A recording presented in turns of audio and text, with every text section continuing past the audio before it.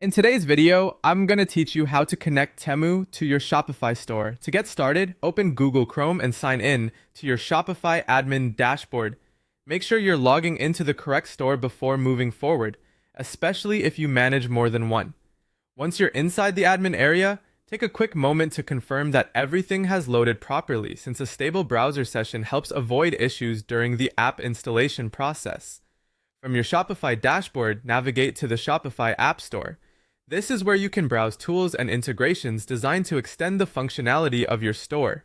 When you arrive there, you'll want to focus on finding a trusted app that supports dropshipping imports and product syncing. In the search bar, look for a verified dropshipping integration app. Examples include apps like Desurs, Zendrop, or dedicated Temu import tools, depending on what is currently available and supported in the App Store.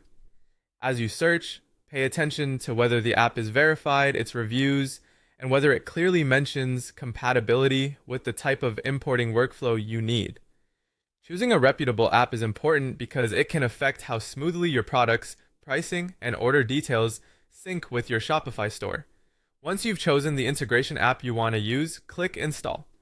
Shopify may show you a permission screen before the installation is completed. Read through those permissions so you understand what the app will be able to access in your store. This is a normal part of the setup process and helps you make sure the app has the features necessary to manage imports and product data correctly. After the app is installed, open it and begin the connection process inside the app itself. At this stage, you'll link your Temu account details so the app can sync your product imports. Enter the required account information carefully and follow the prompts shown on the screen. The exact layout may vary slightly depending on which integration app you selected, but the goal is the same: creating a secure connection between Temu and Shopify through that app. Once the connection is complete, the app should be ready